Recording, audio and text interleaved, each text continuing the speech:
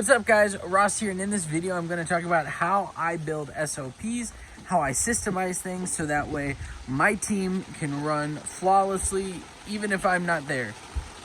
By the way, if you like this video, please do me a favor and subscribe. Now, I am actually right now, if you didn't notice, out in our RV.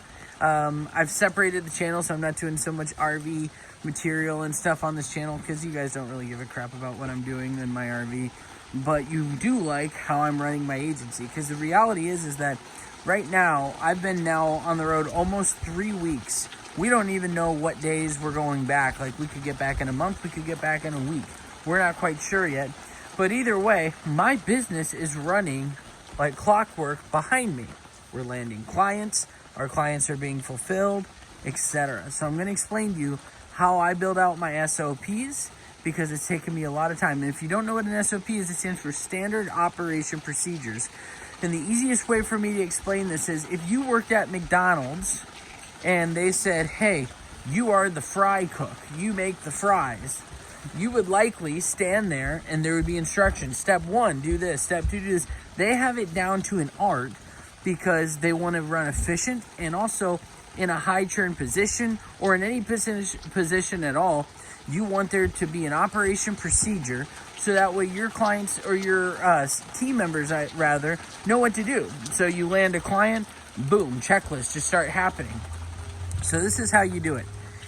I am of the belief that it is very, very difficult to build any sort of operation and procedure on something you personally don't know how to do. Doesn't mean you need to love doing it. Doesn't mean you need to be excellent at it. And if you don't know how to do it, then you need to find someone who loves doing it or that knows how to do it. For instance, you couldn't build out Facebook ad SOPs if you don't know how to run Facebook ads. You wouldn't be able to do any of that stuff.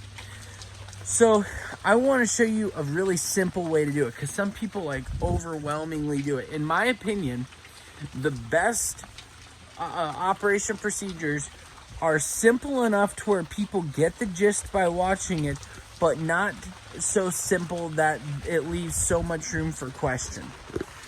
For instance, if you were to bake cookies, it would first tell you the ingredients, all the ingredients you're going to need. Boom, that way you can have all the ingredients, everything you're going to need. Then it tells you how to mix the ingredients. Step 1, preheat this. Step 2, do this. Step 3, do this. Now, your team members are likely only going to need these things a couple times, and then they're just going to know how to do them. But they're important to have, because what will happen is when something breaks or something goes wrong, because that's going to happen, my very first thing that I do is I look and I see, well, what was it that went wrong? And I identify it, and then I look at, is it that my team member broke our order of doing things, or was it that my way of doing things was flawed and I need to fix that?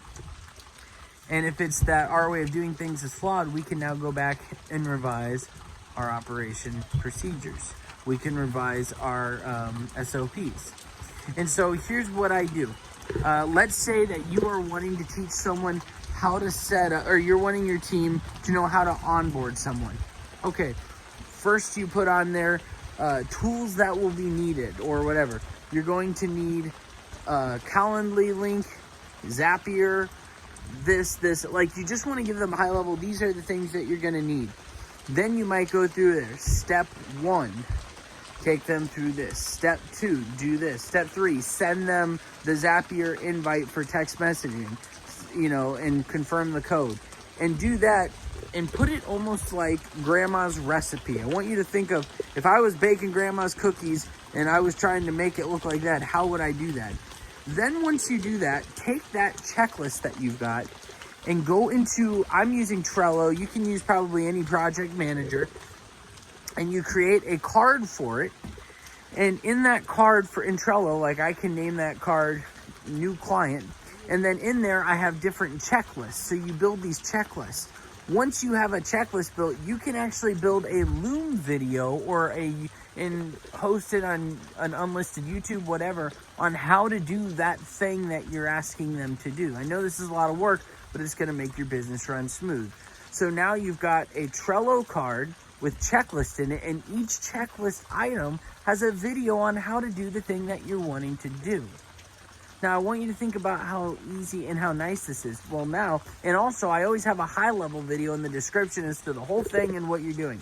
So now, if I'm out in somewhere in northern Michigan or in the Upper Peninsula, and I have no reception, and a client comes through and pays his invoice, my team is like, well, you know, maybe it's a newer team member or something happens. I'm like, oh, I need to ask Ross this. Well, actually, I don't need to ask Ross this, because he has a Trello board that he's left behind that explains exactly what to do.